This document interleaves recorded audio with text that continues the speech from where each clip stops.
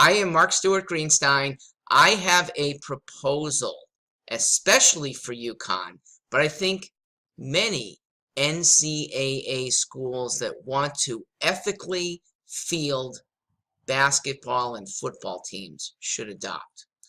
My suggestion, don't recruit high schoolers. Take only transfers.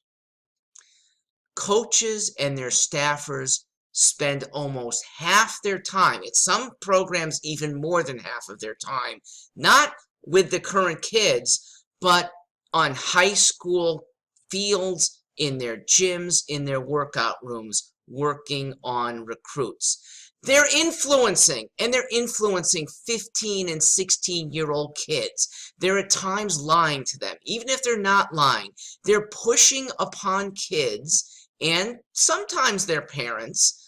They're pushing them to decisions that may not be wholesome. My suggestion, stay away from it. It keeps Kevin Ollie out of trouble. It keeps any coach who is even tempted to go over the line. And the temptations right now are really high. But if this state, and if I am governor, UConn for sure, possibly the CCSU and CC, but if the public universities in this state would adopt a don't go there, a no-fly zone for high school recruits, we will stay away from violation. There's not even going to be a temptation because it's against our rules. The NCAA has intricate rules. They're hard to comply with at times, especially if you want to be a competitive program.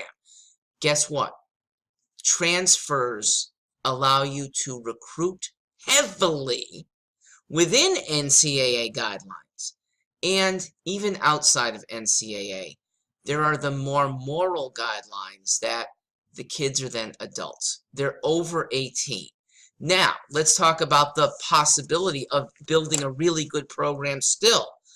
How about picking off the number 6 kid on a basketball team, a college basketball team?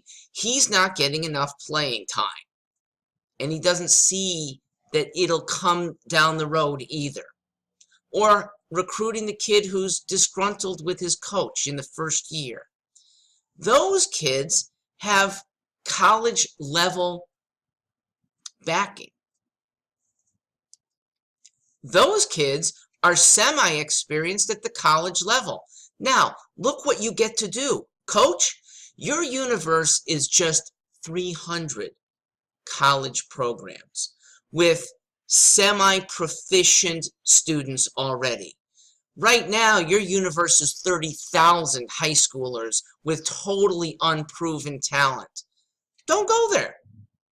Gino has started to do a high level of transfer. It's not stopping him. Now, you're not going to get the number 1, number 2, even number 10 kid on the high school depth chart coming to UConn. We don't get them anyway. The women do. The men's football, men's basketball don't. So if we're going after the number 6 at every university basketball program, or the second stringer who doesn't see himself playing first string, he's behind some incredibly talented first stringer, we'll get a good number of very good players, some of whom will become excellent players. And you don't know who's going to blossom. I don't know basketball well. I know football a little better. Let's look at the blossoming. I'll go north to south with NFL quarterbacks. Start with Fran Tarkenton, drafted number, not first round, not second round, number 29, third round pick. Brett Favre, drafted number 33. Joe Montana, drafted 82nd. Tom Brady, 199. And I'll go beyond that. Warren Moon, arguably the best quarterback in CFL history and darn good in the NFL, went undrafted when he came up out of college for the NFL draft.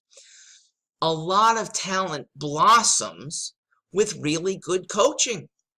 And if you and your coaches can spend your time not writing emails and visiting homes of high school kids, but instead working with the kids that you have on your campus, you just might be the top tier program after all. Please consider it for moral reasons and success reasons.